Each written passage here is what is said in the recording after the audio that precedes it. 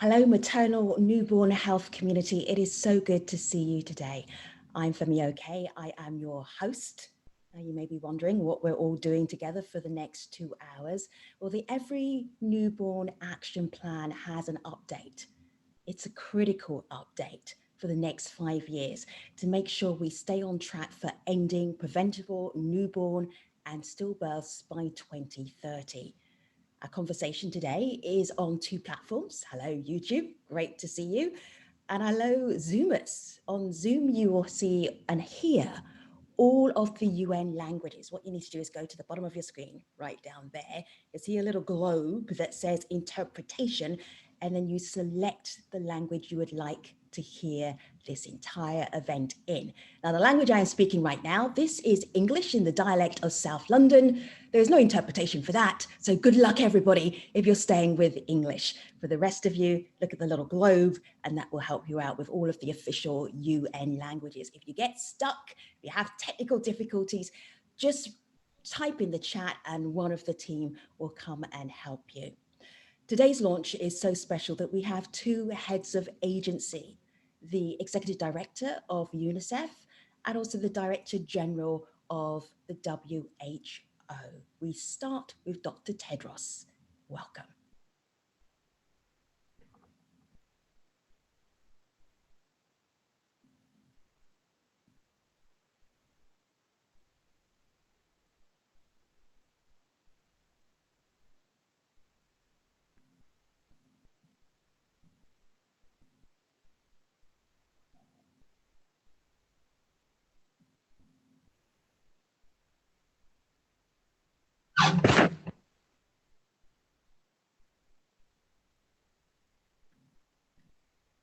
So at the moment, we are not hearing Dr. Tedros. I know the tech team appreciate that. So let's just put that video on hold for a moment. And Executive Director of UNICEF, I know you're used to jumping into sticky situations. We're going to put Dr. Tedros on hold and then go to Henrietta Fore, who is the Executive Director of UNICEF, to help us do the welcome remarks and launch our initiative today. Henrietta, coming to you a little bit earlier than normal. Stand by. Hello. Great. Thank you, Femi. So thank you very much. And from Dr. Tedros and me, good morning, good afternoon, good evening to all of you who are calling in from around the world. And greetings from your friends and partners at UNICEF. We will no doubt hear very shortly from Dr. Tedros about our strong commitment for the newborn agenda and the new report that's coming out. UNICEF has been a proud co-chair of the Every Newborn Action Plan with WHO since it began in 2014. We appreciate our close collaboration with governments and development partners, and we appreciate the wonderful progress that countries like India and Ethiopia are making through the government-led efforts. They're showing that it is possible to scale up the quality of newborn care if governments and partners work together. Our work is more important than ever because, like so many other global health efforts, the newborn health agenda is at a crossroads. As we plan for the next 5 years of the agenda, we are also entering a decade of action for the SDGs. At the same time, we're being challenged by a global pandemic, the likes of which none of us have seen before. Even before COVID-19 became a pandemic, nearly 7,000 newborns were dying each day from largely preventable causes, and more than 60 countries were off track to meet the SDG target around neonatal mortality. The pandemic threatens to make this bad situation even worse and reverse the gains made over the last 2 decades. UNICEF is closely tracking the disruption of health services across continents and geographies. While the degree and level of service interruptions varies across and within countries, we are seeing some clear trends emerge. The good news is that the macro trends from 35 countries show early signs of recovery for immunization and other outreach services that were hit early and hard at the beginning of the pandemic. The bad news is that services that are delivered at health facilities, including institutional delivery, cesarean section, and care of small and sick newborns, remain under serious strain. This poses a serious threat to newborns and their mothers, especially as we expect around 35 million births this quarter. The reasons for interruption are varied, and the impact is widespread, from lockdown policies and other measures to slow the spread, to the repurposing of healthcare facilities to manage cases of COVID-19, to reduced demand because of patients afraid of infection. UNICEF is adapting our support to build back demand, reaching newborns and their mothers with life-saving interventions. In West Darfur, for example, most childbirths take place at home, often with midwives. And so UNICEF is working closely with the Ministry of Health to train community midwives, not only in early newborn care, but in how to protect themselves while they deliver this care to mothers and to their newborns. And in communities worldwide, we are also protecting frontline health workers in a number of ways. For example, we're equipping health facilities with hand washing facilities, training staff on infection prevention and control measures, and providing personal protective equipment. This not only protects health workers and the women and children they are serving, it also helps to build confidence in these services around community members that these services are safe and they are necessary. But as we adjust and deliver our services in new ways, COVID-19 has also exposed the lingering gaps in primary health care for tens of millions of people around the world because of challenges like poverty, distance, and discrimination.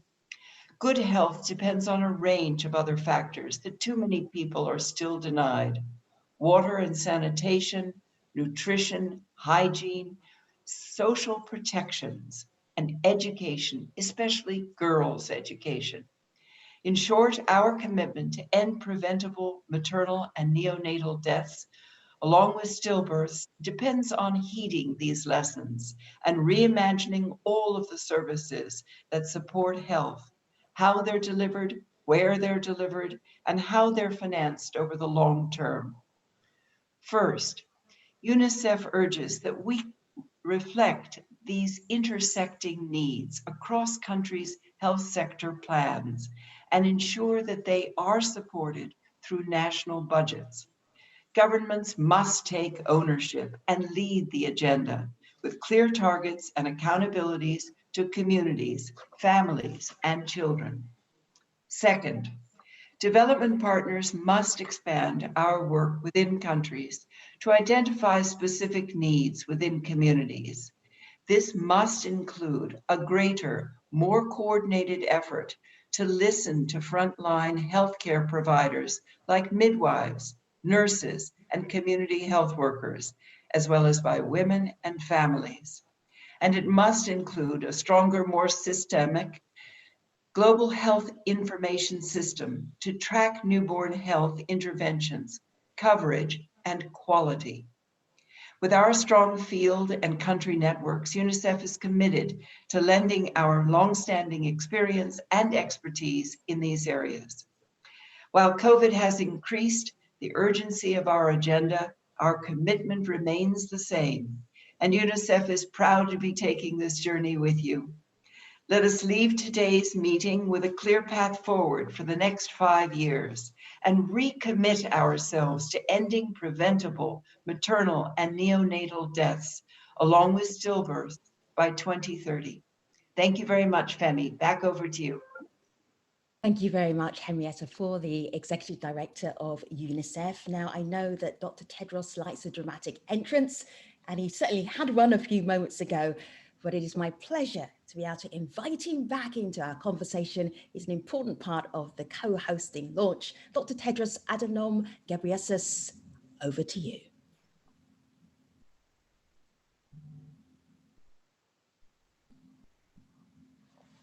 Excellencies, dear colleagues and friends, today I'm pleased to join UNICEF Executive Director, my sister Henrietta Fore, in launching the Every Newborn Action Plan targets and milestones to 2025.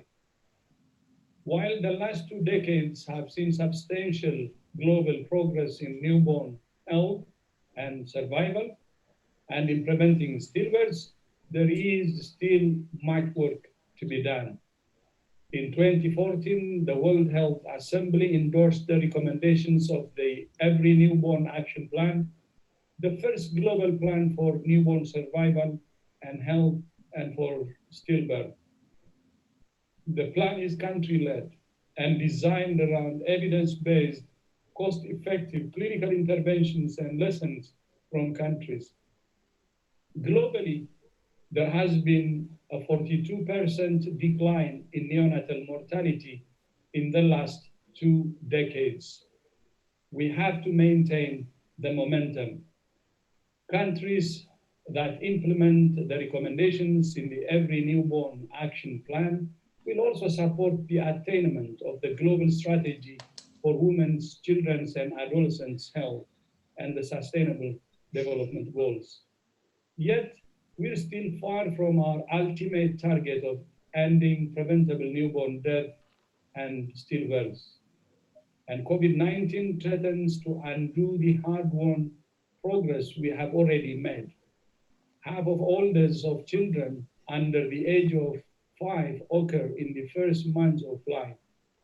That is 2.5 million newborns dying every year, in many cases from preventable causes. In addition, more than 2 million stillbirths occur every year, 98% of which are in low and middle income countries. This is a silent tragedy. And again, in most cases with good antenatal and childbirth care, it's preventable. Despite these appallingly high numbers, stillbirths and neonatal deaths receive far too little investment. If current trends persist, more than 60 countries will not meet the 2030 Sustainable Development Goals for reducing neonatal mortality or the global target for reducing stillbirth. Based on the rate of progress in 2019, more than 27 million newborns around the world will die in the next 10 years. The COVID-19 pandemic has only made things worse, hobbling our current efforts and thriving on the vulnerabilities and inequalities in our health systems. Disruptions to essential services caused by the pandemic could lead to hundreds of thousands of additional newborn deaths and millions of additional newborns with major complications. The Every Newborn Action Plan provides a roadmap to end preventable newborn mortality, reduce disability, and end preventable stillbirth by 2030. There are 4 coverage targets for critical maternal and neonatal services for the period of 2020 to 2025. These are achievable goals for almost all countries. Our actions now will determine the course of the health and lives of women and children for the next decade and beyond. Maternal and newborn care are essential health services which must be strengthened to withstand shocks such as COVID-19. It's the right of each woman and newborn to receive high-quality essential services during and beyond crisis. It is the responsibility of national and local government, the international community, civil society, and all stakeholders to ensure those rights which can end preventable child deaths and suffering for both children and their families. This can be achieved through our multi-partner effort to implement the recommendations set out in the Every Newborn Action Plan. now updated with coverage targets and milestones for the next 5 years. In support of the actions needed to improve care for small and sick newborns, I'm also delighted to announce our new tool, the WHO Standards of Care for Small and Sick Newborns, which will help countries implement the action plan. Only by working together with UNICEF and our many partners around the world, we'll be able to effectively support countries to implement these standards so that we can achieve the progress that's so vital to our children's future. Investing in the care of our mothers and children is an investment in our future. Now, with my sister Henrietta, together we would like to launch the Every Newborn Action Plan coverage targets and milestone to 2025. I thank you. That's excellent. Let's go to Henrietta's camera there, because Henrietta Fore and Dr. Tedros together were holding up the launch report together. So that shows that partnership there. Thank you so much. So we're moving on, and I have been looking at you in the chat. You have been greeting each other. You're a very warm community watching our virtual event today. From the Philippines and Nigeria and Peru, Australia, Somalia, Indonesia, from all over the world. I am going to get you now to turn those greetings into concrete questions. Now you've all greeted each other, welcomed each other from around the world, because we're going into the technical talk section of this event. The technical talk, I'm thinking of it like TED Talks, but with substance and less ego, because we are going to be digging deeper into this new plan for more coverage, and also coverage targets, and also 9 milestones. There's a lot to unpack.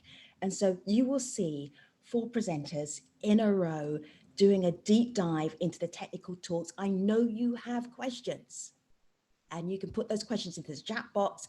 And at the end of their presentations, I'm going to put those questions to them. This first presentation really emphasizes the urgency of where we are right now. So Dr. Anshu Banerjee is the Director of the Department of Maternal, Child and Adolescents Health and Aging at the WHO. He's the boss of me, so he should be brilliant. Anshu, over to you. Thank you very much, Femi. And I'm going to explain a little bit why it is important that we have a newborn action plan and why we have updated these targets. And I think we've already heard both from Henrietta Fore and from Dr. Tedros that there are still gaps and there is progress to be made. So we know that each year 2.5 million newborns die in the first 28 days of life, and that this is around 47% of under 5 child deaths. Also, more than 2 million are stillborn, and this happens during 50% of those happen actually during labor, so between onset of labor and before delivery. 99% of these deaths, also as highlighted by Dr. Tedros, happen in low and middle income countries, especially for the poorest families, but most of these are actually preventable. And that's why in 2014, we came up with the Every Newborn Action Plan and set the first ever national mortality targets for neonatal mortality as well for stillbirths. And these are less than 12 neonatal deaths per 1,000 live births, as well as less than 12 stillbirths per 1,000 total births. We know that the neonatal target has been included into SDG 3.2, but the stillbirth has not been included in the SDGs, but is part of the global strategy for women, children, and adolescents health. And we know that both the resolution in 2014 for ENAP as well as the resolution WHO, the World Health Assembly resolution for the global strategy for women, children, adolescents health asks them to include these targets in national plans and to report back on them. So when we look at stillbirths and the progress made, we see definitely that there is a decline in number of stillbirths overall. But in order to achieve and reach the target at 2030, we need to accelerate the rate of annual reduction of these stillbirths. So looking at what countries are reporting, the 90 countries that are reporting back on the Every Newborn Action Plan, only 29 actually have set a target for stillbirth reduction. And we are going to launch the new stillbirth estimates in a month's time on the 8th of October. And we hope that this will be an impulse for countries to set their own targets, and that we hope that we will be able to increase this number of 29 to a much higher number.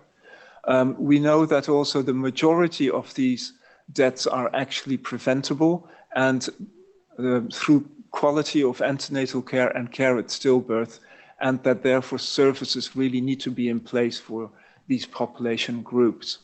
Looking at overall reduction in newborn mortality rates, this has been less than the overall under 5 mortality rate, and we know that out of the 90 countries that have reported on the ENAP plan, 78 actually have set a target for that. So we have made good progress there at the policy level, but we know that we need further reduction in the annual rate of newborn deaths in order to achieve the targets by 2030. 60 countries will actually not meet the SDG targets at the moment, looking at their current progress. And for 40 countries, if they would have to achieve the SDG target by 2030, they would actually have to double their annual rate of reduction. So there's still a lot to be done. And also when we look at what is happening in the different countries and in the different regions, we can see that some regions actually have already achieved the newborn target.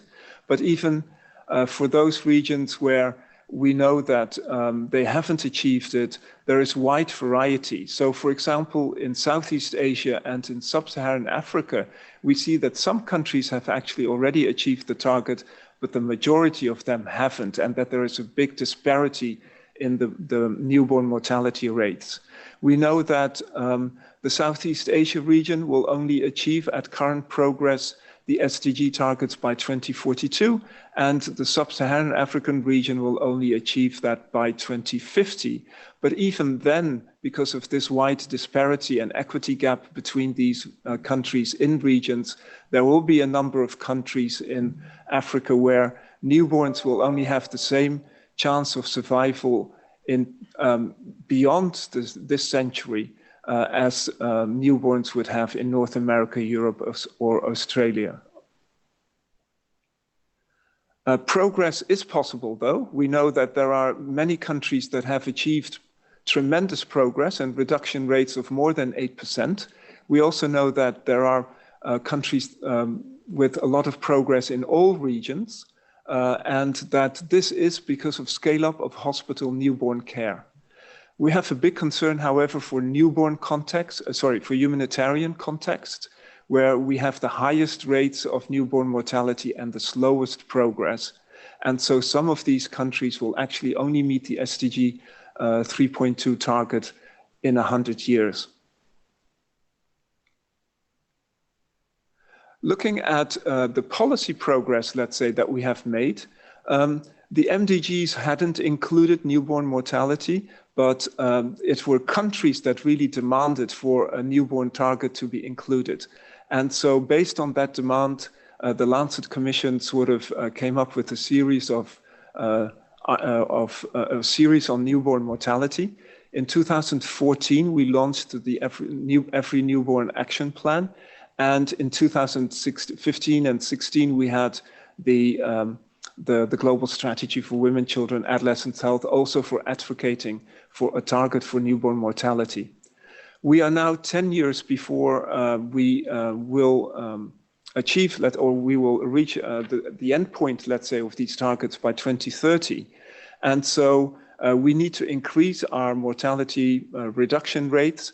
And for that reason, for the next 5 years, we have looked at how to support countries to step up and be able to achieve those targets by looking at 4 targets that Joy later will present on. But we need to increase coverage, we need to work on equity, and we need to improve quality. What are we learning from the reports? 78 out of 80 countries have said that they have identified or put in place a newborn mortality reduction target. 29 only have got a stillbirth reduction target. 38 countries have reported on developing an emergency preparedness plan that also includes newborns. 38 countries also report on a quality improvement plan for care around the time of birth. 43 countries report on having a perinatal death review system in place, but only 7 report to have 4 recommended indicators for care for small and sick newborn in their national health information systems. And so there's still a lot of work to be done there. Looking at the fast progressing countries in low-income countries, we can see that they have a number of similar variables or denominators. First of all 10 have actually a focal point in the Ministry of Health. They have set a neonatal mortality reduction target, and they provide continuous training for newborn care competencies. They're also twice as likely to report on setting a stillbirth reduction target. They have active parents and advocacy groups supporting them, and they have set a research agenda for newborn health and stillbirth prevention. And 8 out of these 10 countries also report on having standards and guidelines for quality improvement that is being implemented, and specialized nurse training in small and sick newborn care. So the data that we have presented so far are all, let's say, haven't taken into consideration the COVID context. And so we know that from data being published now that COVID has an impact on mortality and that, for example, in a country, we already know that at facility level, newborn mortality rates have increased by 3 and stillbirth rates have increased by 1.5.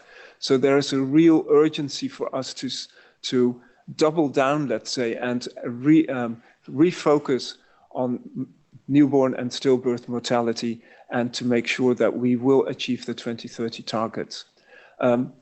Countries can join a survey as well online and can provide data on how they are doing this in order for us to learn lessons. We need to make sure that we keep the 2030 mortality reduction really in mind, and once again say that we need to make sure that coverage increases, quality improves, and that equity makes sure that we reach everyone and leave no one behind.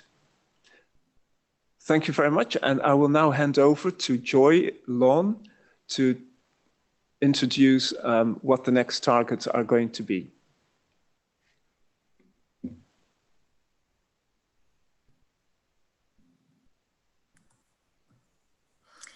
Hello, good morning, good afternoon, everybody. Welcome those on YouTube and on Zoom.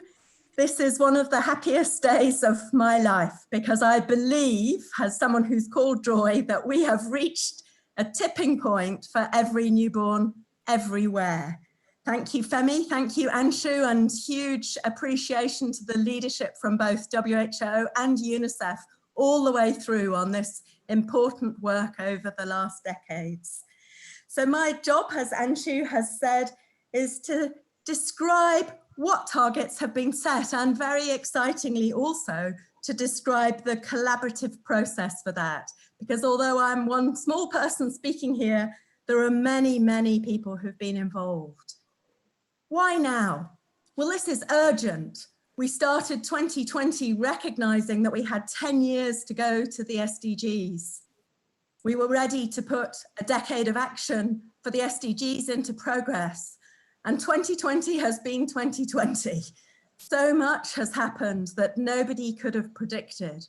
But what we can see, even from data in the last few weeks, is those who are most vulnerable in this pandemic are our most vulnerable citizens: newborns, stillbirths, and their mothers. So looking back at the data even before COVID, and even more because of COVID, stillbirths are a major issue in almost every country. And they're also at direct and indirect risk from what's happening during this pandemic. Looking at universal health coverage and our shared aspirations to reach everybody within the next 10 years, maternity care needs more investment for every woman, everywhere. And then small and sick newborn care, as Anshu has highlighted, is a major gap. We're recognizing more and more how critical that is to meet SDG 3.2. So that's the challenge, the gauntlet that we lay down to ourselves for every country. But the opportunity is also unprecedented. This is the first time that we have a specific target for newborns in the SDGs and major commitment for stillbirths, equally important. This is the first time we have so many countries, more than 90 tracking, hundreds of organizations, and more than 1,000 of you here joining this event, which is just fantastic. All of us at all levels can do more in the next 5 years. And when the Every Newborn Action Plan was launched in 2014 with the World Health Assembly resolution, the coverage targets were deliberately only for 5 years. The mortality is still another 10 years to go, but we need new coverage targets. And during 2019, we heard the demand for that. And so WHO and UNICEF have led a very consultative process, aligning carefully with other plans. The intent here is not to compete with other plans or to set targets for the sake of it. We've worked very closely with the maternal community, the child development community, nutrition, and many others, immunization. There's been multiple consultative processes, including an online survey with many, many inputs from many of you on this line. We've looked at the evidence again and new evidence in the last few years.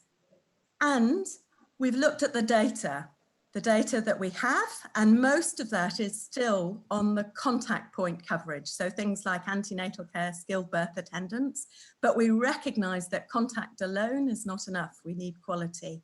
And then importantly, equity. And I would like to flag WHO and country consultations, and particularly Anshu, for pushing the need to add subnational targets. In the SDGs, national targets are not enough. And so if we look at what our shared aim is for universal health coverage for women and children, there is this continuum of care, which is at the heart of what the partnership and all of us aspire to. So important to have reproductive health care, family planning. The woman has her own rights and should have her own respectful care. But what was really highlighted in the Every Newborn Action Plan is this critical moment of vulnerability during pregnancy, birth, and in the first weeks after birth. 1 million babies die on their birthday, their first and only day. So this is a time of risk, but also the time where you can have the greatest return on investment. And so our focus here was to look at where could we get the greatest return on investment in terms of lives saved. And if we look at this chart, what it shows is maternal deaths averted, neonatal deaths averted, and stillbirths averted. So if you look at birth care, this is the single greatest return on investment, because you're getting an investment of lives saved for women, for stillbirths, and for newborns. We haven't done enough for stillbirths.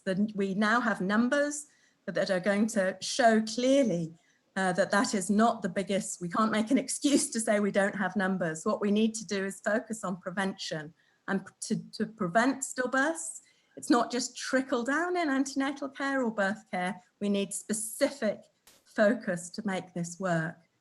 And then if we look at the next biggest group, it's newborn care in hospitals. And in fact, when we launched the Every Newborn Action Plan 5 years ago, this was less clear. So new data show us that about 750,000 lives would be saved if we improved quality of newborn care in hospitals. Now, most births are in hospitals in most countries. This is a critical issue, and this is new focus of what we're doing. So based on this, we are now launching 4 targets through this consultative process. And I want to talk you quickly through each of these so that we understand what they are and what we need to do together. So first of all, reaching every pregnant woman. antenatal care, effective, high quality, respectful antenatal care. And here, while WHO has made a very important shift to 8 contact points, most of the trend data is still on 4 visits, which is our previous trend data. And so the analysis here that you can see is the expected trends based on 4 visits. And that would come by 2020 to an average of just over 70%. This is mainly for low and middle income countries. And the target from the consultation was more ambitious than the current trajectory, and that's a 90% global average. So my friends, we have work to do here. We have a coverage gap to close, and at national level, we want to see that 90% of countries reach at least 70% of coverage, and that 80% of districts in all countries reach at least 70% of coverage.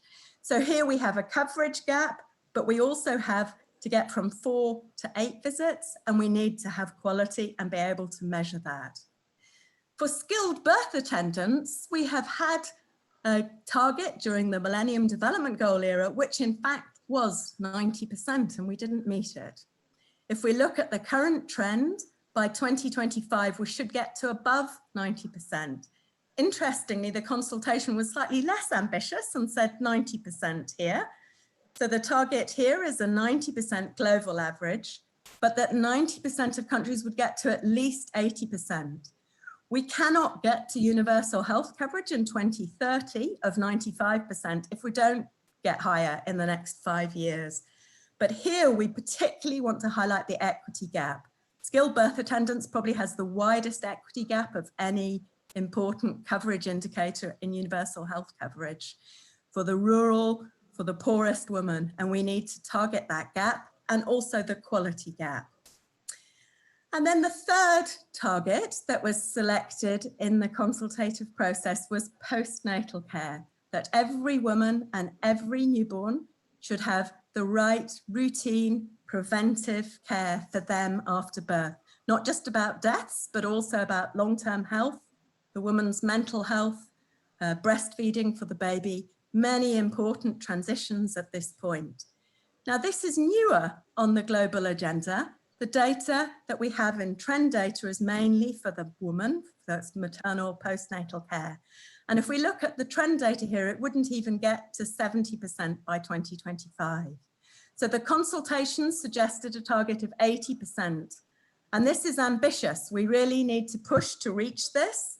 But we believe that it is doable, especially with higher facility birth rates. And we need to watch what happens with COVID, because women are going home more quickly and both women and their babies are more at risk. So this is important. And the national and subnational targets are a bit lower because this is a higher lift. And then the fourth and final target is really a new frontier. The report that was launched last year with WHO and UNICEF on transforming care for small and sick newborns really sets out a detailed agenda for what is needed and why.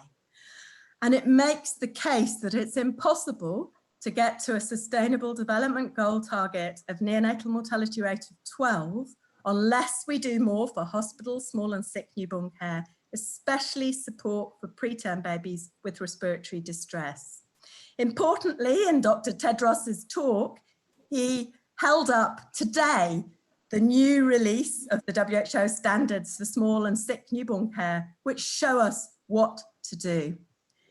And these standards detail the content that is needed and also are in line with other important WHO guidelines and quality of care for women and for children.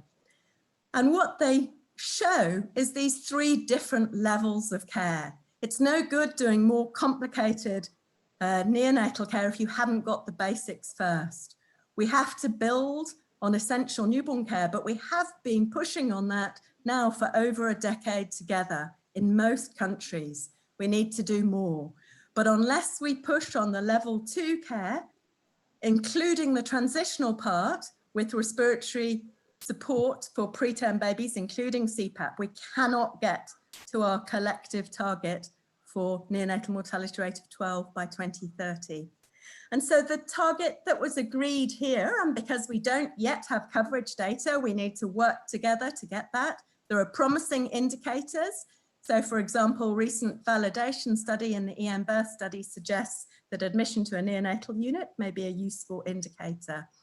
But what we have used for now is service readiness, that 80% of countries should have an implementation plan, and that 80% of districts in every country must have at least one unit that can look after these sick newborns.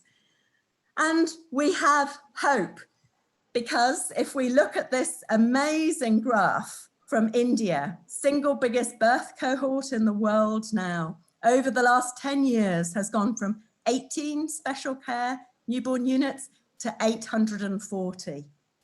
This is 80% of districts or more with a special care newborn unit. They don't all yet have the respiratory support component, but this is amazing progress.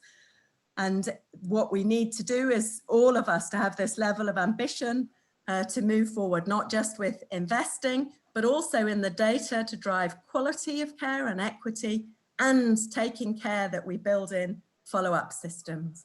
And so I want to finish by outlining a countdown. 5 years to go to make a difference. 4 coverage targets, 90, 90, 80, 80. 3, we get a triple return on investment. This is for women in their own right, and for their babies, and for a healthy start for every child.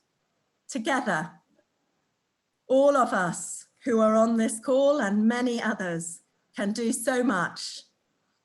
1 imperative: we need to measure and use that data to drive quality, equity, coverage. And together we can reach 0 preventable newborn deaths, stillbirths, and maternal deaths. Thank you.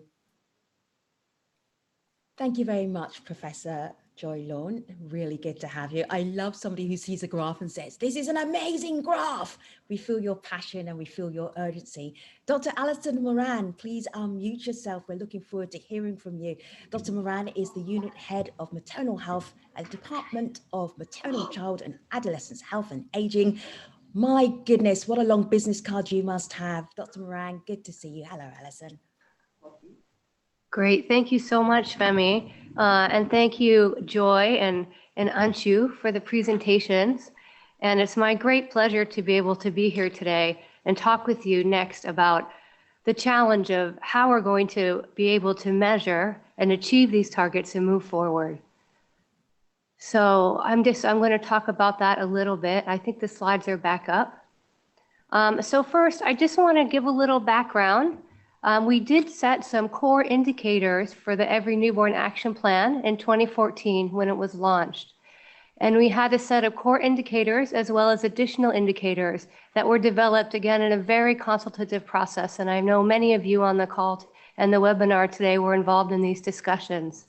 And so we looked at indicators across an impact framework, starting with counting deaths and births, and then moving to inputs, coverage, and outcomes and impact. And as you can see, we used almost a traffic light system so that we could identify areas where we needed to improve measurement to ensure we could really track these indicators over time and progress on reducing preventable newborn deaths and also stillbirths. So those that are indicators that are indicated by the green bar, mostly the impact and outcome indicators, had very clear definitions, but we did have some issues with data consistency and lack of data. Those that are in the yellow row, mostly around coverage, we have data and clear definitions.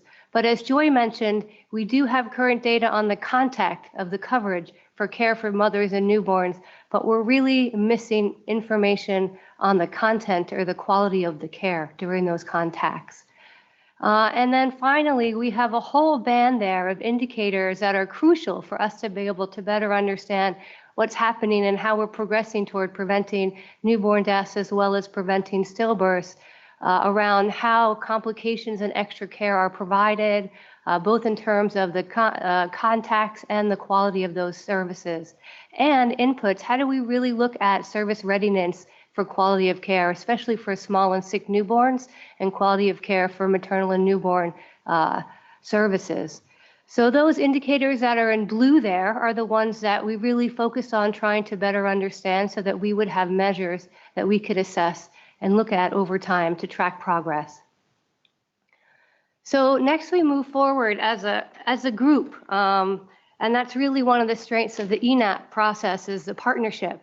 And we developed Every Newborn Measurement Improvement Roadmap, which was a 5-year plan developed, as I said, with more than 80 partners, co-convened by WHO and our colleagues at the London School of Hygiene Tropical Medicine to really set out a multi-year, multi-partnership pathway for how to not only define indicators, but think about how could we measure them through a variety of different data collection platforms, with the ultimate goal by 2020 of having effective use of data in national health information systems so that we could, by 2030, really retain the SDG targets and the stillbirth target outlined in the Every Newborn Action Plan.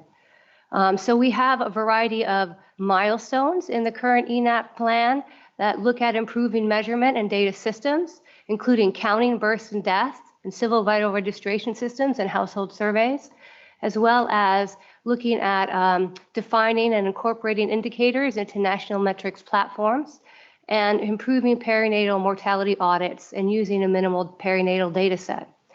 And in an effort to try to better understand the validity and feasibility of the indicators around coverage of managing newborn complications, there were a variety of different studies that were launched to try to look at those different issues.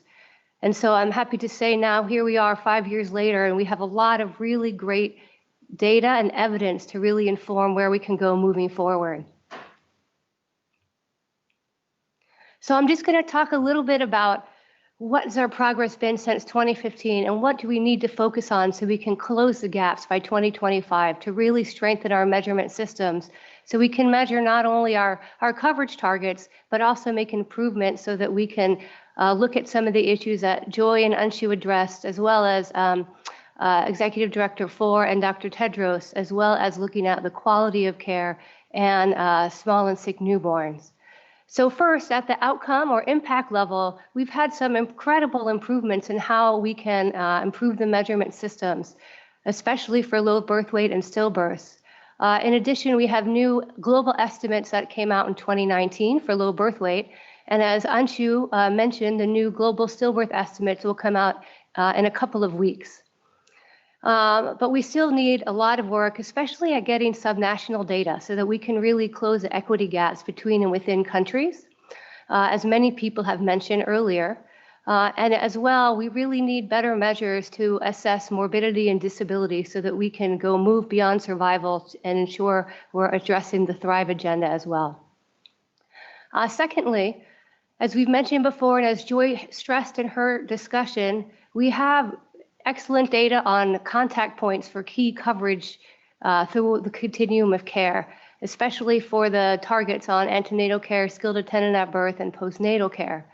We've also made progress on how to measure the management of newborn complications, as I outlined through the different studies, N-Birth and others that have been implemented over the last several years. And a lot of work as well on improving measures and testing measures for quality of care.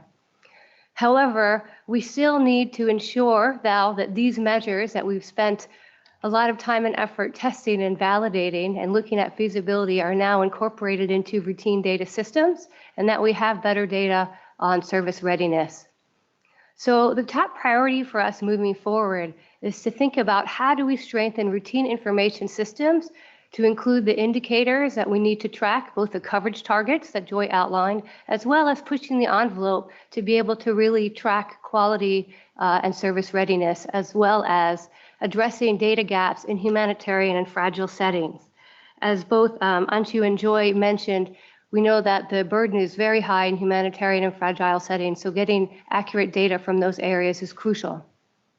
So I'm just going to talk a little bit now about some resources that already do exist that we can use to try to move forward on our top priorities.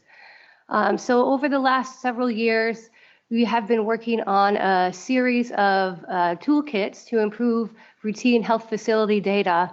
And there are modules that have been developed for immunization, HIV, tuberculosis, malaria, and also for RMN-CAH.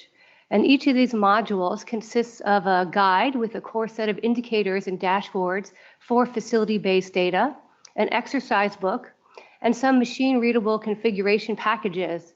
And each of these guides can be adapted and used with different software packages depending on the context and what's helpful, and including DHIS2 configuration packages. So for the RMN-CAH module, it was developed jointly by WHO and UNICEF with extensive consultation with a variety of experts, including, I'm sure, many of you who are on the webinar today. And there was a list of core indicators that was defined across the life course, from sexual reproductive health to childhood and young adolescence, and also includes facility-based deaths and stillbirths. And the section on maternal health, newborn and stillbirths and postnatal period includes a lot of the targets and indicators that we've discussed today. However, we will be updating this with new evidence to inform how we can better track the ENAP coverage targets through routine systems, as well as other indicators that may be able to look at quality of care and some of the other issues that we raised.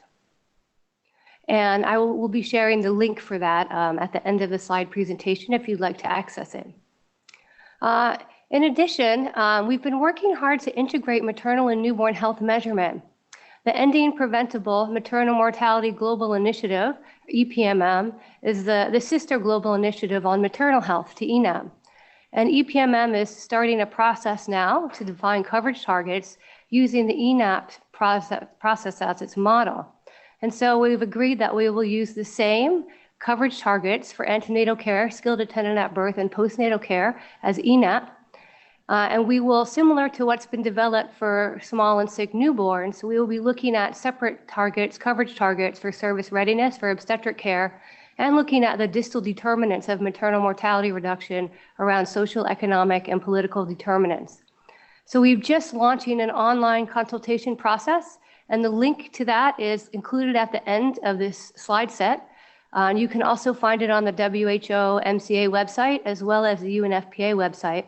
And we really would appreciate it if you could help distribute this within your network so we can get a broad feedback from as many stakeholders as possible, so we can finalize EPMM targets and launch them and work together with ENAP moving forward to look at measuring these important elements to track progress. Just to give a few more resources that are available to really help support strengthening routine information systems. We have our Monitor, which is a technical advisory group to WHO on maternal and newborn measurement that provides us with guidance and advice on norms and standards. And the Monitor group is developed a toolkit on measurement, and that's under development, but the link to the website about Monitor is also included at the end of this presentation. And we also have a data portal where you can find all the latest information and data on recommended indicators for maternal and newborn health, as well as for child and adolescents. And then finally, there's the ENAP Progress Tracking and Report, which has a lot of really rich information that can help track progress in this area. So we're really excited about launching these coverage targets today, because without data, we can't drive progress and we can't drive change, especially even now more important during the time of COVID. So we're really looking forward to working together as a community so that we can continue to make progress on the maternal mortality, the neonatal mortality reduction targets and the stillbirth targets, and trying to improve data at national, subnational level, and also really improve our measurement areas around disability and morbidity. And then, as I said before as well, the coverage target data, we ensure that it's timely, reliable, available at subnational levels, and really start to drive implementation of some of these standardized tools, registers, and materials that are available, and improves data on service readiness. And then finally, we're very much looking forward to updating the measurement improvement roadmap so that we can make ambitious plans to work together to improve data and use data.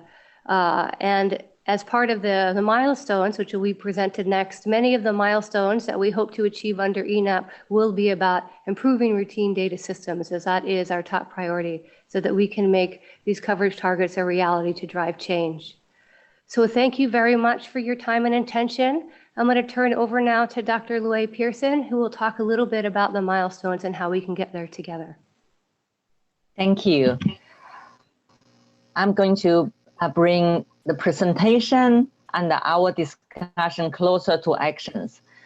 It has almost been an hour. We've been talking about numbers, figures, and indicators. And behind all this are your actions. Remember my journey before COVID-19. I was able to travel to Gaza, Kabul, Tanzania, Ethiopia, DRC, and I have seen actions of the government, healthcare providers, and the private sector, NGOs on the ground. So thank you very much to move the global needles with your effort. The previous speakers have already articulated clearly where we want to be as target and as indicators. I'm going to talk about the key milestones. I'd like you to think the milestones as the checkpoint of your journey, the important checkpoints from where you start your journey and where you want to be. This checkpoint in the next slide, can we move to the next slide, please? Are within the reach of, or within the control of policymakers, such as how government makes a policy and plan, and how we build our systems, and how do we organize our response so that it's just not short-term, but also bringing longer-term impact. Additional attention to the quality of care, provision, as well as experience of care, and the importance of health workforce. Do we have enough of them? Where they are distributed? Are they motivated? Are they paid? Do they have water and sanitation facilities for infection prevention? And the supplies. And we have talked a lot on data for action, the maternal death review, perinatal mortality review. Have we used the data to guide local actions? And the research and innovation will be critical, as well as our joint shared accountability to the people, families, newborns we save. Next. UNICEF is committed to support you, to work with each of you to implement the ENAP in every country, together with partners. The government leadership, the professional organizations, and the capacity. While we cannot travel to countries as frequently as we wish to, we rely on you, the locals, to take this forward. The experience, the voice of parents and partners, the media, the religious leaders, and the celebrities, your help will help us to realize our dreams. Thank you very much.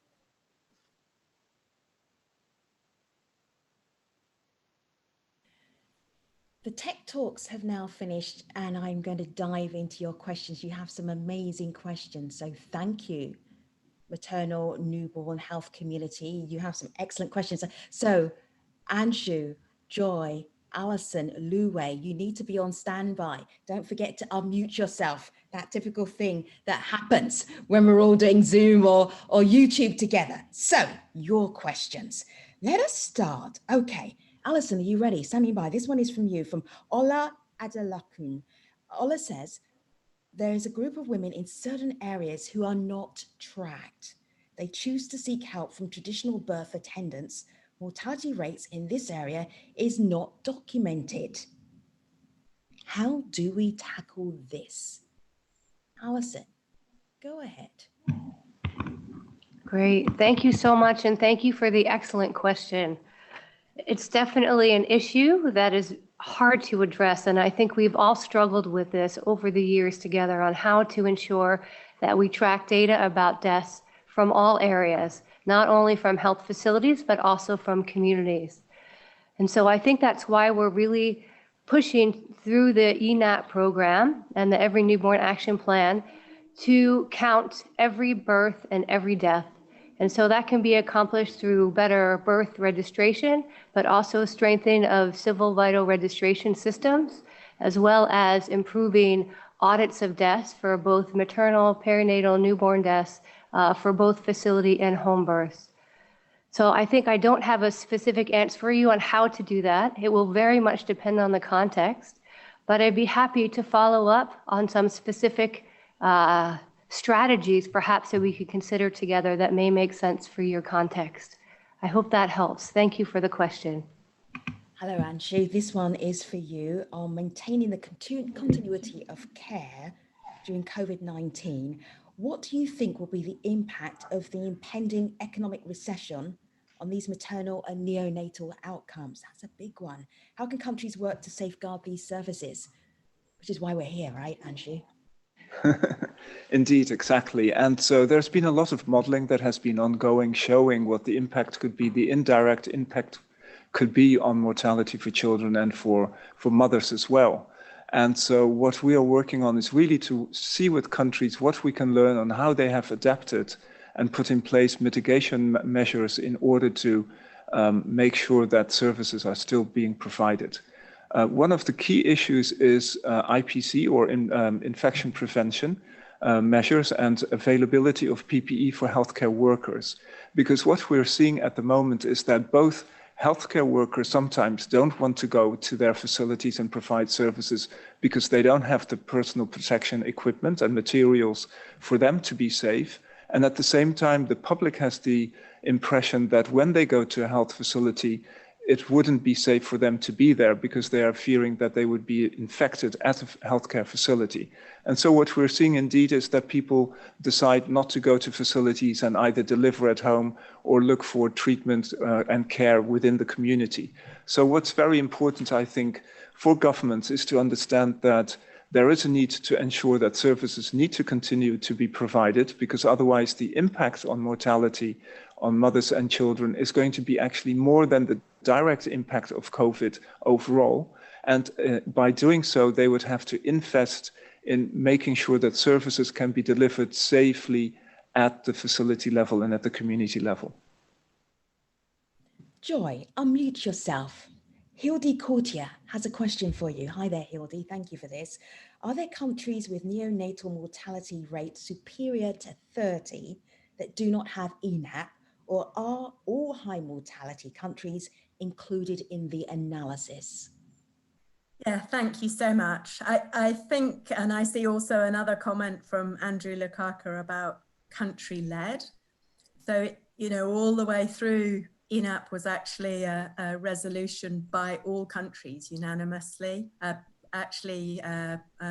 up by a number of African countries led by Malawi and Cameroon.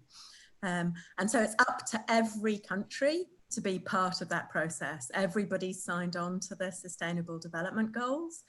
At the moment, what's really exciting and is new is that WHO and UNICEF have worked closely together with more than 90 countries who are reporting every year what they're doing. And so the intent of this is for all of us together to show the partners. I mean, what you've heard is the Director-General of WHO, the Executive Director of UNICEF, both say the same thing. The senior people, Loue and Anshu from these two organizations, and many other partners committed together. So I think we throw down the challenge to countries. Every country, even if things are tough at the moment, there is more that can be done. And if you don't have a target, you won't hit it. So set a target, not just for newborn deaths, but for stillbirths. Look at the coverage targets, look at what you need to do, and ask for help, because I think what you see here is many partners committed to help you get there. Thank you. All right, so I'm going to make this one the speed round because Stefan Peterson, hi Stefan, thank you for this, wants to ask all of you the same question. So, what are the health system gaps you see that need plugging? How big are they? Does this imply moving towards a mixed provider model, public and private? Stephen, that's an entire webinar, but thank you. All right, let me just break that up. Alison, what are the health system gaps you see that need plugging? Well, thank you very much, Stefan, for that question. I mean, I spoke about data and measurement. So from my perspective, that one of the biggest health systems gap is really improving the routine data systems so that we have more rapid, real-time, and reliable quality data at subnational level so that we can track progress in real time. Lu-wei, same question to you. You can take any part of that question you want. The health system gaps are different in different countries. Good point. If I could use Africa as example, certainly the basic infrastructure, water, electricity, road communication, human resources, nurses, midwives, doctors, community health workers, and the essential commodities are some of the fundamental gaps that we must cover before we can even talk about provision of essential services. Countries need to be able to do the analysis and prioritize the gaps based on your available local resources and international support, and we can overcome those gaps together. Joy, you look very thoughtful. Articulate that thoughtful face. Yeah, well, thanks, Stefan, and thank you, everybody. What I think is really critical is sometimes we take one health system area on its own, and each is important, but each may be necessary but not sufficient. So really critical one is human resources, having enough people, enough skills. But that alone, without the right commodities in their hands, or most newborn units that I've worked in Africa for 20 years as a clinician, many newborn units are their sluice room off labor ward. You can't change things if you don't have more space. So I think what we need is to, and I think this is what the milestones reflect, is a collective effort to put things together more in a more systems approach. And we need to learn more quickly from each other. We need to share across countries and across partners. And I'm very excited and honored to be part of the NEST 360 group, which is led by 4 African countries, learning very quickly from each other on how to do this for small and sick newborns. So I think we need to do more of that together. Thank you. We have so many questions in the Q&A box and in the general chat as well. I know some of our team are jumping in and answering those questions. So don't be put off the fact that I'm actually wrapping them up now. I know we could do an entire hour just on your amazing questions. I have one more though for Anshu. Anshu, do be brief. Hello, Chris Black. Thank you for this question. All right, so talks about Australia having developed an online resource for health professionals on best practice preventative measures on stillbirths. What are other people doing in this space? What can be done? And I mention that because we often talk about newborns and then we say, and stillbirths at the end. So I just thought that was so critical to bring that into our conversation. I know it's important. Anshu, go ahead. So I think it's very important to have continuous professional development at country level for healthcare professionals. And I think that was one of the lessons learned as well that we presented, that those countries that actually do that make faster progress. At the same time, I just wanted to highlight an initiative by Dr. Tedros, which is the WHO Academy. And we are hopeful that soon we'll be able to have a toolkit on midwifery care and integrated care, let's say, that will highlight a couple of resources that can be used at country level for healthcare workers to keep their skills up to pace, let's say. So I think this issue of continued professional development that came out is important in order for healthcare workers to be able to provide the right kind of services. Thank you very much, Tech Talk team. You did an excellent job. I really appreciate you, and the audience appreciates you as well. We're moving on now to a national leadership panel. What is happening down on the ground in different regions around the world different countries around the world, and who are the people who are implementing what we need to do in terms of challenges and goals and milestones to prevent early newborn death, maternal health issues, and also, as we mentioned earlier, stillbirths. So I want to bring in an excellent panel. I'm so excited for you to hear them and to meet them. Dr. Martina, hello. Unmute yourself, make yourself visible, and tell everybody who you are. Hello, Dr. Martina. We will hold on for one moment. In the meantime, I will say hello to Dr. Charles. Dr. Charles, I see you, you're standing by. Tell everybody who you are. Good afternoon, good morning, and good evening, everybody. I'm Charles Mansambla. I'm the Secretary for Health for Malawi. Thank you. It's nice to have Malawi in the house. Thank you so much. Hello, Dr. Isabella. Unmute yourself, make yourself visible, tell everybody who you are.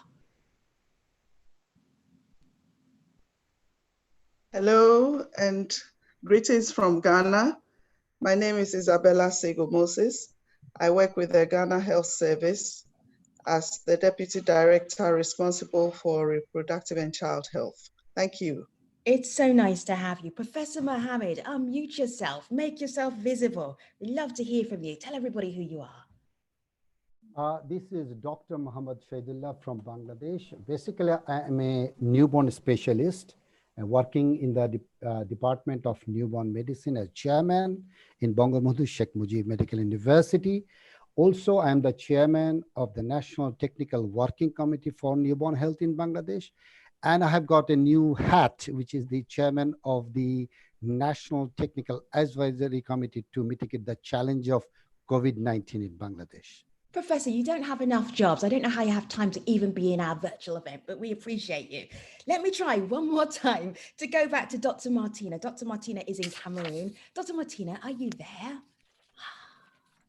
The internet gods are not in our favor. If Dr. Martina turns up, you will be the first to hear from her. So let us start with Professor Mohammed. Professor Mohammed, in Bangladesh, talk about progress since ENAP began. And where are we right now? Hi, everyone. I'm here. Okay. This is exciting. I knew this was going to be an exciting panel. Dr. Martina, hello, in Cameroon. Introduce yourself to our audience. Go ahead.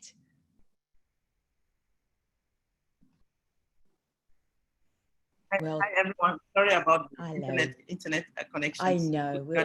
We appreciate you. Okay. All right, Dr. Martina, at the moment, we are not connecting well. So I'm going to give you back to the backroom team. I think you should jump out of Zoom and then jump back into it again. That's the technical equivalent of unplugging, then replugging. Okay. And then we'll see if we can get you so that we can hear you nicely. All right, let's start though with Professor Mohammed. Professor Mohammed, in Bangladesh, in the last 6 years since ENAP began, progress? Where are you right now? Thank you, Femi, and all the distinguished guests. I will take you through a very small journey about the country progress on ENAP implementation in Bangladesh. And what I would say that we all know, and we have been talking about, that Bangladesh has achieved remarkable progress in reducing maternal, newborn, and child mortality. However, further acceleration is needed to realize the unfinished agenda of MDG and attain SDG targets for maternal and newborn mortality. For that, we all know that we need our highest political level commitment, and that we have from the current government, who is on board for last 12 years. And the government has prioritized the newborn health in the health sector program of Bangladesh. And we have got a national newborn health program, which with a budget allocation, that's very important, in 2016 and 17. Now, regarding the major milestones of key newborn health initiatives in Bangladesh to reach towards SDG, I will just mention a few points. Back in 2013, a promise renewed declaration made by the government included 4 key newborn interventions. Back in 2015, Bangladesh Every Newborn Action Plan was adopted. Back in 2016, National Newborn Health Program, NNHP. I would say this is so important, like EPI, to focus newborn health. This NNHP was established in 4th Health Nutrition Population Sector Program. Then we had National Newborn Action Plan integrated in the different operation plan. Until unless you include it into the operational plan, it doesn't work. And then ENAP indicators, which is again very important, and we have that highlighted by the other speakers, that are integrated in the national MIS system.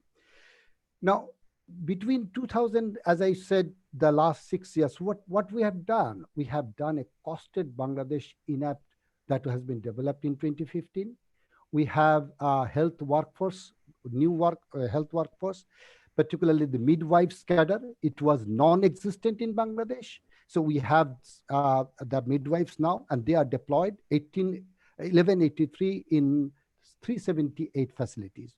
We have trained more than 1,600 health workers in terms of essential newborn care, small and sick newborn care. We have got many communication strategy, and we actually had a national newborn health campaign. And we have also the indicators, as I said, incorporated in the year. Professor, yeah. So would you say that you're in good shape in Bangladesh right now, or how do these new milestones, these new targets, how do they help Bangladesh, or how are you going to implement them? Yes, and the main thing is that you need to have the policy, you need to have the guidelines, and you have to have the costed plan in order to translate into action, and also to incorporate them into the government operation plan. So all are there. Now the issue is that we have to accelerate all our actions. Okay. Now, can I share with you about the humanitarian setting and the COVID-19? I am going to come back to you, Professor, because I have to share with all of our audience the other doctors in the other countries. So that's what I will do right now. Dr. Isabella, in Ghana, I know one of the focuses that you're looking at, our key focus is sick and newborns. And this is really one of the targets in this ENAP 5-year plan as well in Ghana. How is that going? Why is that the focus?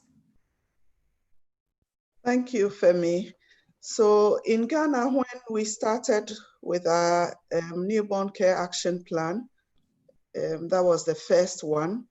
Our initial focus was on essential newborn care. First of all, we had to make newborns visible and whip up interest in improving newborn care.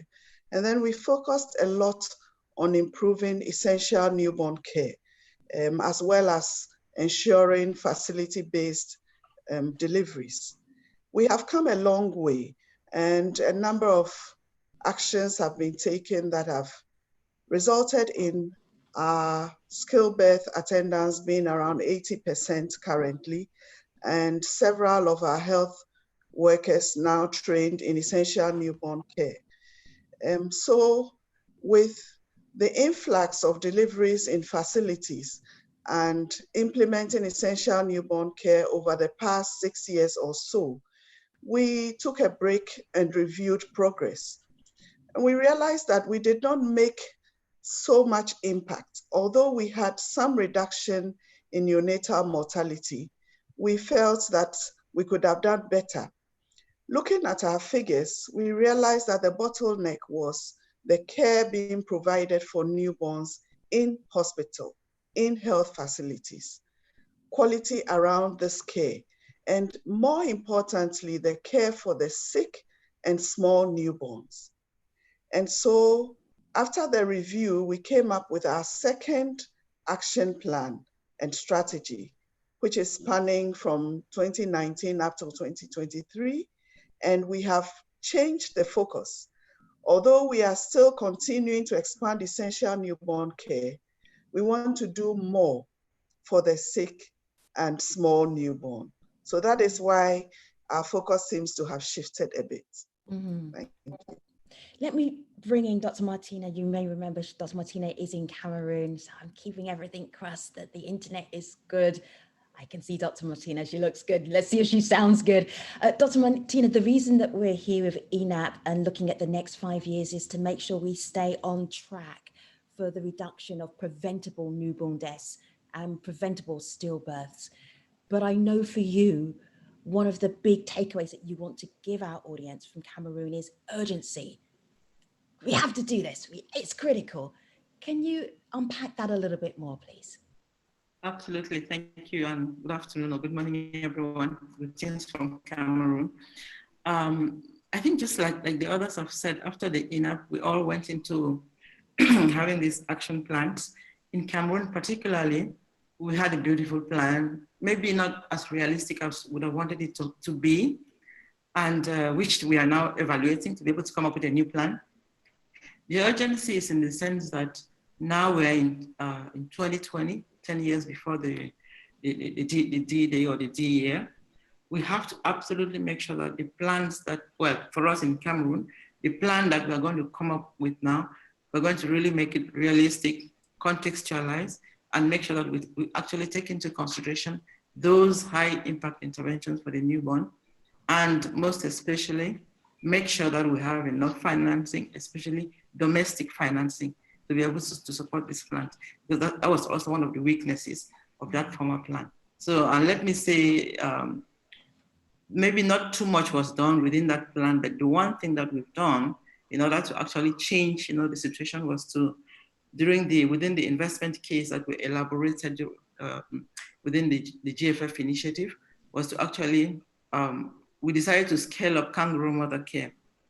So some funds from the GFF were actually earmarked for scaling up kangaroo mother care.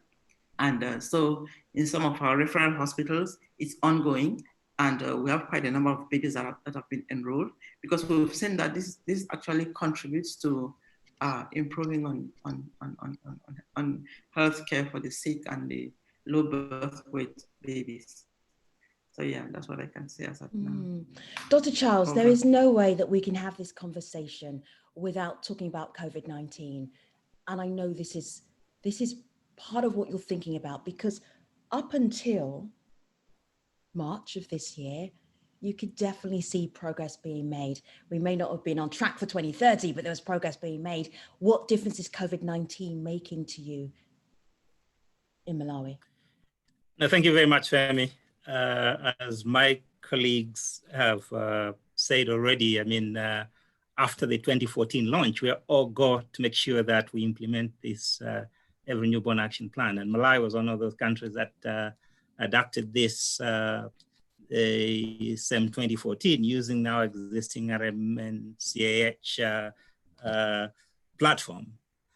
And then come beginning of this year, we've been hit by this pandemic. Of course, we already had other challenges before that, but this pandemic has obviously affected the number of women coming to our facilities for delivery. Before COVID-19, our institutional delivery rate was about 90, which was the actual target set. But we've noted that some facilities, that number has gone down. And also, we know that we had to scale down some of the activities or make them compliant with COVID-19 public health measures.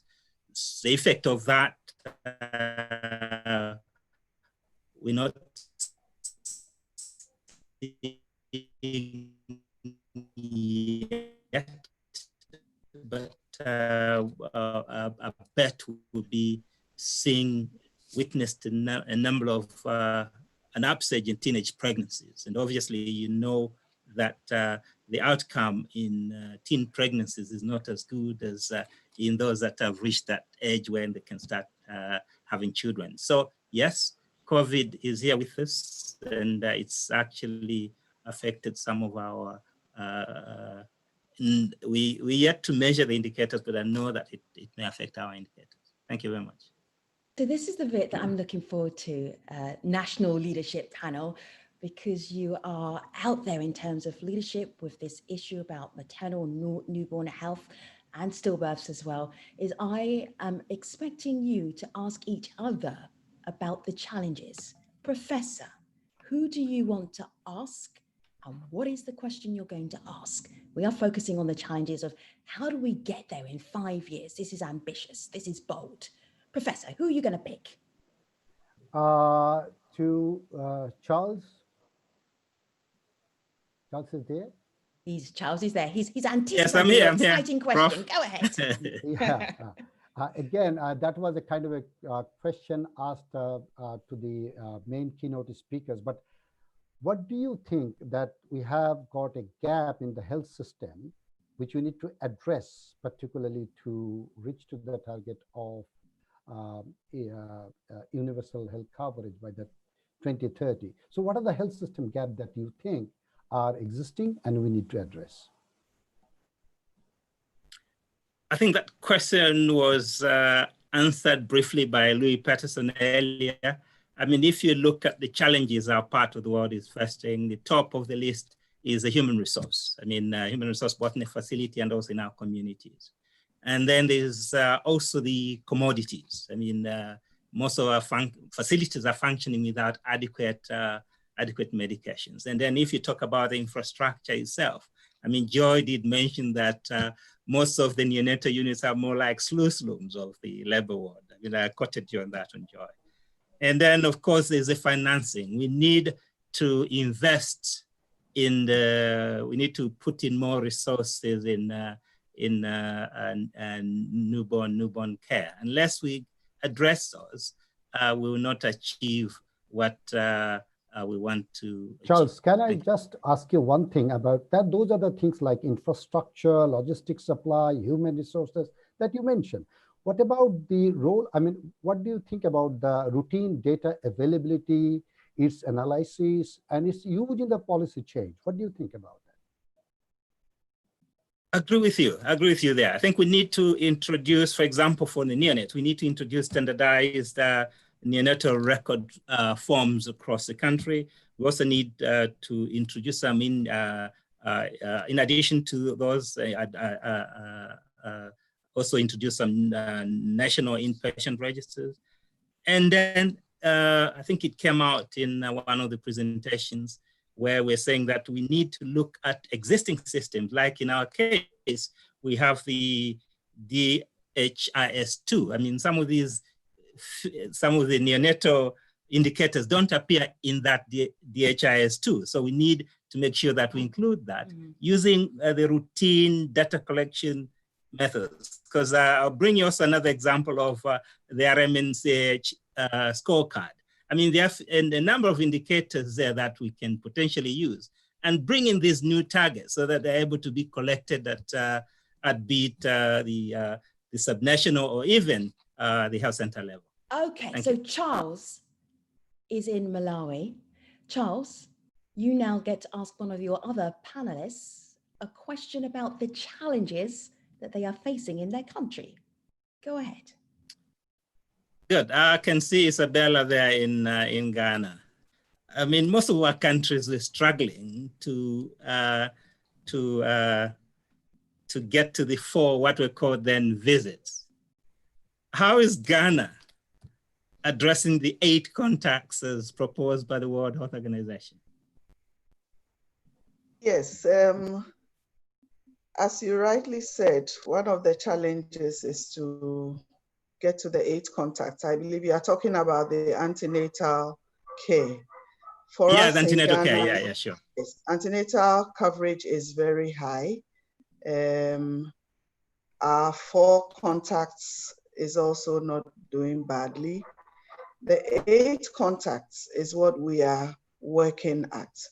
And that means access to our clients. Where there is improved access, we realize that it's easier for them to make the 8 contacts. And where there is understanding among our clients about the essence of making these visits, it's also better. So we are trying to use community structures, community leaders.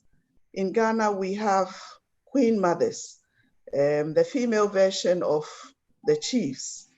And we have engaged a number of these queen mothers to help in identifying the pregnant women in their facilities and encourage them to access services. Again, we have also improved access by placing health workers in charge of a number of communities, and these live in one of the communities and access care and provide care to the clients in their demarcated zones. Because they are closer to the clients, it's easier for the clients to access care. They also conduct home visits, especially where they find women defaulting. So they are able to reach them easily. And additionally, we have community health committees who are made up of influential people in the society, and they help mobilize clients to access services. So all these together are helping us to improve access and to get the understanding to our clients to access services. We also seek feedback from our community members. We have, apart from the RMNCH scorecard, we have community scorecards that allow the communities to score us on how we are performing. So they are able to tell us if, for example, they are not, our facilities are not open when they need services, or maybe we are not being as friendly as we ought to be. And with this feedback, being also loaded onto our HMIS system regularly, we are able to plug in the gaps. So all these together are ways that we are working to make sure that we can make the 8 visits. We can get our clients to make the 8 visits. Thank you, Isabella. Dr. Isabella, there's only one more person that you can ask your challenging question to. So that is Dr. Martina. I would like to ask, yes, Dr. Martina. Yes, the human resource challenge is a real one for us in Ghana. We have regions and districts that don't have the required cadre. And I'm wondering whether the same is happening in Cameroon. In Ghana, we are trying to use task shifting, but I don't know whether there are other ways by which we can meet this particular challenge of human resource. Thank you. Thank you, Isabella. It's really a challenge in all our countries, as we all have been saying. What we're doing in Cameroon is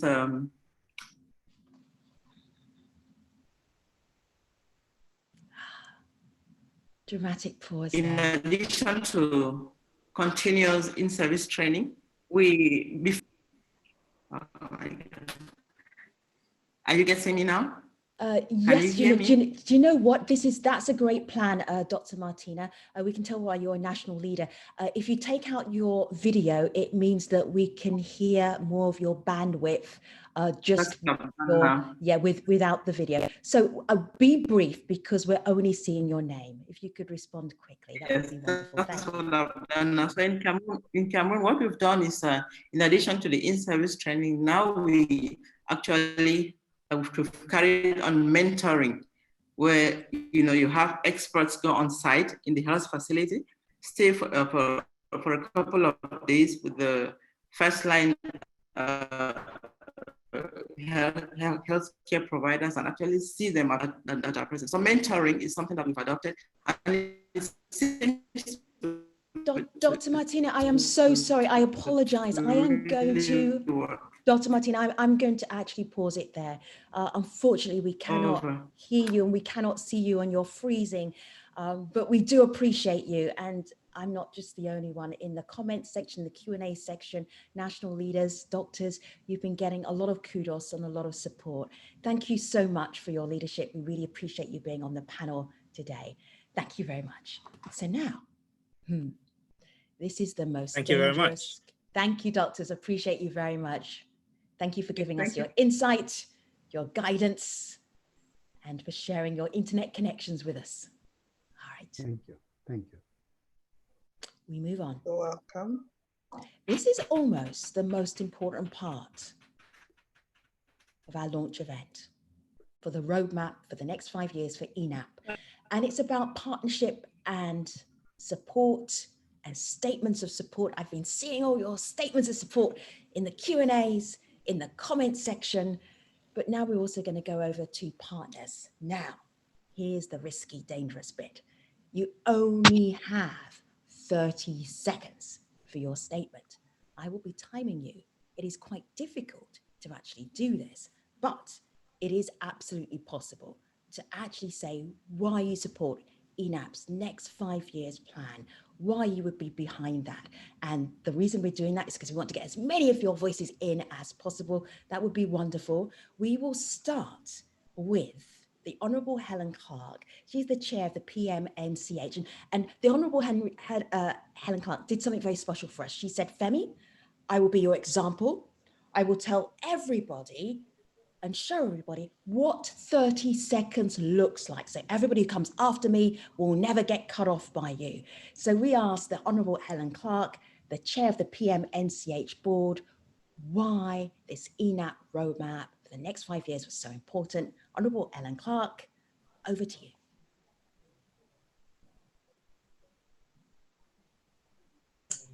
Should endure the lasting pain of the preventable loss of a baby or of a preventable stillbirth. Please count on PMNCH to be a strong advocate for women, newborns, children, and adolescents everywhere. Thank you.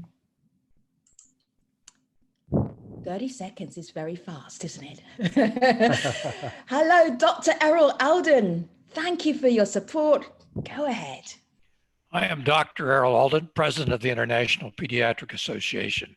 The IPA is a 110-year-old global body connecting pediatric professional societies, representing over 1 million pediatricians devoted to the well-being of babies worldwide, with strong links to midwifery, nursing, and obstetrical organizations. The IPA strongly supports a vigorous implementation of ENAP, with respectful care that is coordinated, collaborative, evidence-based, and that seeks continual improvement. We can accomplish the targets and milestones set by ENAP on behalf of newly born babies around the world. The IPA pledges our full support. Thank you so much. Hello, Dr. Anne Burton. Really appreciate you from the UNHCR. Go ahead. Yes, thank you very much, and good afternoon. Refugee mothers and newborns represent specific vulnerabilities in particularly challenging environments. For many years, UNHCR Public Health Action has been giving increasing attention to the survival of mothers and newborns. Advances have been made in addressing their needs, but we all know that much more can be done. Even in long-standing humanitarian contexts, the basics of high-impact interventions for maternal and newborn care are sometimes not known or more often not able to be implemented.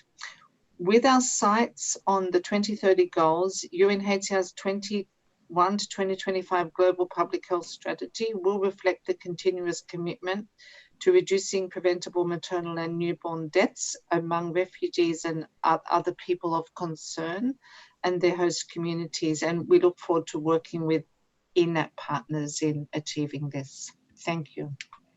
Thank you. Hello, Frankie Caddy. Good to have you. Wonderful. Hello to you. As the International Confederation of Midwives, we applaud the launch of the revised Every Newborn Action Plan coverage targets 2020-2025 to reduce preventable stillbirth and newborn deaths in every country worldwide. Recent evidence indicates that when midwives are educated to international standards and midwifery includes the provision of contraceptive care, it could increase quality of care and so avert more than 80% of all maternal deaths, stillbirths, and neonatal deaths. Achieving this impact also requires that midwives are licensed, regulated, and fully integrated into the health system and working in interprofessional teams.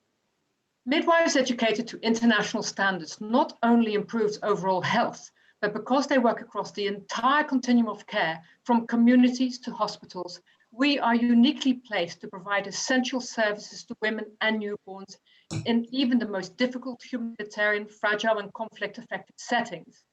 This means that midwives will make a significant contribution to delivering on the commitments made in the Astana Declaration on Primary Health Care and the Global Action Plan on Healthy Lives and Wellbeing. Yet there is still a startling lack of investment in quality midwifery education. We must turn this around. ICM is committed to every newborn coverage targets and milestones 2025. Thank you. Thank you so much. Really appreciate you, Frankie. There was no way I was going to wrap a midwife up. That was not going to happen. Hello, Alison. For anybody else who's not a midwife, watch your 30 seconds. Partners, this is so great. We really appreciate you. We cannot do this. We cannot put a roadmap, a bold roadmap into action without your support. Alison Greer, hello. Hello. The Interagency Working Group on Reproductive Health in Crises is an international coalition of organizations and individuals working to advance sexual and reproductive health in humanitarian settings, including maternal and newborn health. On behalf of our global membership, I am honored to affirm IWOG's commitment to the Every Newborn 2025 targets and milestones. These commitments will help galvanize government, humanitarian, and development partners to ensure every newborn everywhere has access to quality care. Thank you. Thank you so much. And hello, Dr. Sally. Nice to see you. With our mission being to attain optimal health and well-being for all infants, children, adolescents, and young adults, the American Academy of Pediatrics fully commits to accelerating the goals of the Every Newborn Action Plan and its 2025 coverage targets and milestones. We pledge to invest the time, energy, and human resources required to provide high-quality care to newborns and their mothers, and look forward to collaborating with all of you to create programs and develop infrastructures that will put an end to preventable neonatal deaths and save millions of precious lives. We appreciate you. Hello, Dr. Annika. Welcome.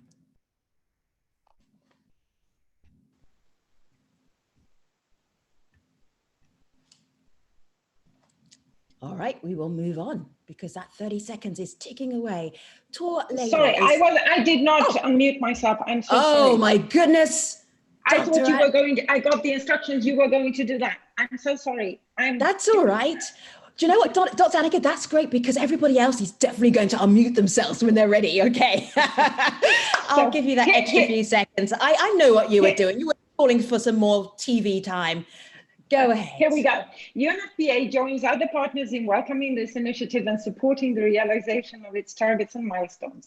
Limited access to care and suspension of routine services the pandemic poses a great risk for childbearing women and their newborns. UNFPA remains committed to supporting midwives and to strengthen their capacities to continue saving lives by encouraging women to come for ANC and provide skin-to-skin care for their newborns. UNFPA is committed to work with governments to strengthen this critical workforce in health facilities and communities alike, to provide much needed, respectful, person-centered quality care for every pregnant woman and her newborn baby during the pandemic and after. UNFPA is also committed to keep its focus on provision of quality of care and universal health coverage. Thank you. Thank you very much. Okay, hello, President of the Ladle Global Health. Nice to see you. Yes, hello everyone. Hello. At Ladle, we are strongly committed to contributing to the ENAP targets being reached. We have pledged $110 million to support saving lives at birth programs and partnered with DFF and UNICEF on an innovation to scale initiative. We've also partnered with Gavi on efficient training of vaccination personnel and established Ladle Million Lives Fund. To us, innovation is all about impact, and impact is all about collaboration. Thank you. Thank you very much. Thank you, partners, for acknowledging the 30 seconds and keeping to it. It's really helpful when you get so many of you in our event, into our launch event, because we can't actually do ENAP for the next 5 years without your support and help. Susanna, hello. Hi. Thank you so much. As chair of the International Stillbirth Alliance and mother of my son, Wilder Daniel, who was stillborn at 38 weeks, I'm thrilled to confirm our commitment to these new targets and milestones. We know at the ISA that these targets will be critical for overcoming unacceptably slow progress and delays that have been driven by low awareness, insufficient investment, fatalism, and stigma. In support of the new targets, we at the International Stillbirth Alliance are going to continue to focus our efforts on equitable access to high quality care for all women, on respectful care during and after death, including support for health workers, on adequate financial support to enable action, and most importantly, to raise the voices of women and men whose babies have died. Thanks so much. Thank you. We go next to Dr. Leslie. We know that equity is key to meeting our shared global health goals. JPIGA works hand in hand with countries we serve to ensure our efforts reach the most vulnerable and marginalized. This is particularly true in countries where health systems have been strained by conflict, forced displacement, and recurrent disease outbreaks. On behalf of our staff working in 40 countries, I am honored to reaffirm JPIGA's commitment to improving health outcomes for all families wherever they live and the Every Newborn 2025 targets and milestones. Thank you. It's always good to be partners with the White Ribbon Alliance. Hello, Betsy. Thank you so much. Really happy to be here. And the White Ribbon Alliance is thrilled to be committing today to Every Newborn coverage targets and milestones with increased urgency in the context of COVID. Through our What Women Want campaign, we're going to particularly focus on milestone 4, quality of care, advocating for worldwide investments in respectful and dignified care standards, including through the updated Respectful Maternity Care Charter, which now includes the rights of newborns. We'll work towards milestone 5, standing with women to demand more and better supported health workers, especially midwives. And most importantly, we'll continue to work to ensure health systems are accountable and responsive to the people they are meant to serve. Thank you. Thank you. Dr. Amy, hello.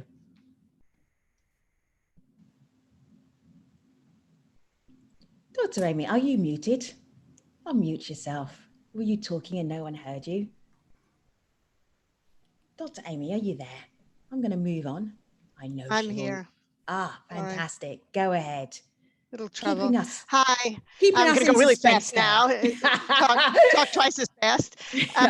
So I'm Dr. Amy Pogg from the Bill and Melinda Gates Foundation. And here at the foundation, we're continuing to interrogate the reasons for stillbirth and newborn losses with emphasis on quality of intrapartum care and the critical first 28 days, seeking solutions for prevention and management in the high-risk settings where our work means the most. We're honored to stand in solidarity with you and express our utmost commitment to Every Newborn Action Plan 2020 to 2025 targets and the milestones launched today, which will serve as a North Star for our shared vision that every newborn can survive and thrive. Thank you. Thank you so much. Hello, Dr. Paul. Hello, everyone. The Every Newborn 2025 targets are important for all stakeholders committed to improving child health. We at the Johns Hopkins Center for Humanitarian Health are strongly committed to accelerating progress towards these milestones through research, education, and training, as well as evidence-based advocacy. Together with governments, NGOs, and communities affected by war, disasters, and displacement, as well as with students and other academics across the world, we can all ensure that every birth is counted and every newborn has access to quality care in an inclusive manner. Thank you. Thank you so much. I'm having a sneaky little look in the chat box, and it says here, with such support and commitment, the sky should be the limit for what we can do. That's from Samira Abubakar. Thank you, everybody who's staying with this virtual event, this launch for ENAP for the next 5 years, new milestones, and how we reduce preventable newborn deaths and stillbirths, and keep the SDGs in mind. So, Dr. Mesfin, I promise I didn't take any of your time. Are you standing by? Are you ready? Go I'm ahead. here. Yeah, thanks. The International Rescue Committee is pleased to join partners to make this commitment to accelerate progress towards the recovery target. The IRC has health intervention in 32 countries, including many of them with highest newborn mortality. In 2019 alone, we supported 149,000 deliveries attended by a skilled health worker. So we have identified newborn health as a research and innovation priority area for the organization. And under this umbrella, the IRC commits to investing resources to build the evidence base on newborn health in fragile and humanitarian settings. We will support the roadmap to accelerate progress for every newborn in humanitarian settings, including through the Interagency Working Group for Reproductive Health in Crisis Newborn Initiative. The IRC also commit to advancing the coverage commitment made by the countries where we work. We are pleased and honored to support Ministry of Health to achieve these ambitious targets. Thank you. You're welcome. Hello, Dr. Karen. The Council of International Neonatal Nurses strongly support the Every Newborn Action Plan. We know that 80% of newborn deaths are preventable with proven cost-effective interventions, and nurses with neonatal qualifications are integral in improving the survival and decreasing the morbidity of these small and sick newborns by providing skilled quality neonatal nurturing care. We must invest in our nursing and midwifery health workforce, and COIN commits to working with nurses, midwives and health workers, families and our partners in country to support and strengthen the knowledge, skills and competencies of the global neonatal nursing workforce. Together we can achieve the Every Newborn Action Plan goals and end preventable stillbirths and neonatal deaths. Thank you. If you are wondering how many more commitments can we fit in, just one more. Hello, Dr. Steve, make it good. Okay. Last but not least, on behalf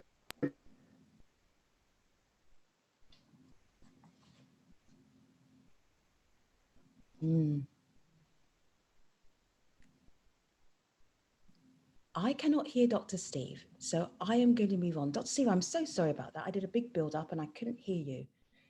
Let me just check. May I try again? Yeah, please go ahead. Sorry. I said, on behalf of Save the Children US, I affirm our continued support to accelerate progress and reach the Every Newborn targets and milestones, focusing immediately on the 2025 target. This commitment reflects our work with country stakeholders and partners over the last 2 decades in the area of newborn and perinatal health. Currently, we have maternal and newborn health programs in over 20 countries. Our unwavering commitment to universal health coverage includes newborn and perinatal health as an agency priority. As we stand now 10 years out from SDG deadlines and amidst the disruption of the pandemic, it is imperative that we believe to ensure the next generation of newborns survive and thrive to achieve their full potential. It's a pleasure to work with this group and to make our contributions. Thank you very much, Dr. Steve. Well, you're looking fantastic today, by the way. That wraps up. That wraps up. Terrible British humor. I do apologize, everybody. That wraps up our commitments, but not all of the commitments, because I know you are watching around the world. You are committed. You are supportive. The ENAP. What are we going to do in the next 5 years? How can we move the needle? I love this comment. All right. From Address Malata. Hello. Excellent webinar. Have enjoyed it. Well done, all. I feel more energized. Okay.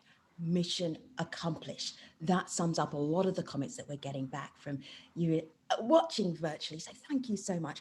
I am going to hand over to Anshu Banerjee and Luwei Pearson. They're the Every Newborn Management Team chairs, and we're getting so much great feedback. Anshu, do you want to go first, or Luwei, do you want to go first? You're the chairs, you decide.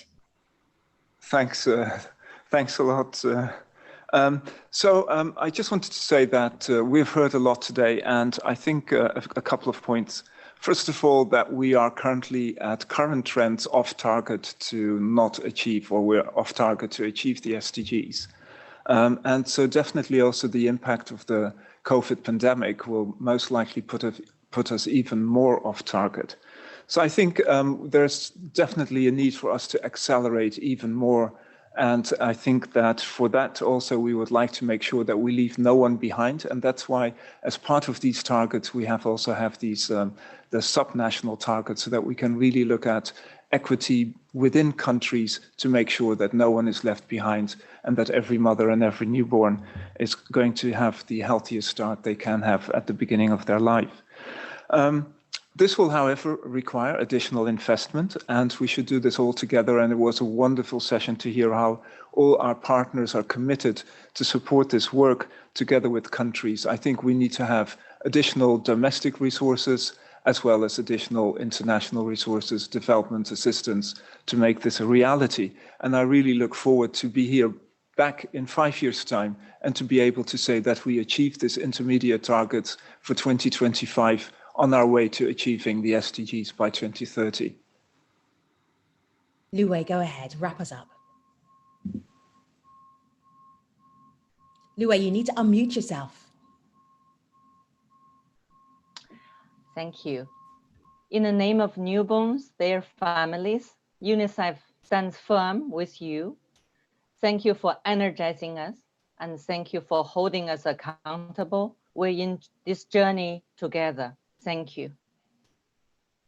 This has been a UNICEF WHO production. My name is Femi Oke. Thank you, speakers. Thank you very much. If you're in the virtual world and you're watching and following this, I wish you every success with the next 5 years. This concludes our virtual launch. Take care, everybody. Have a great day.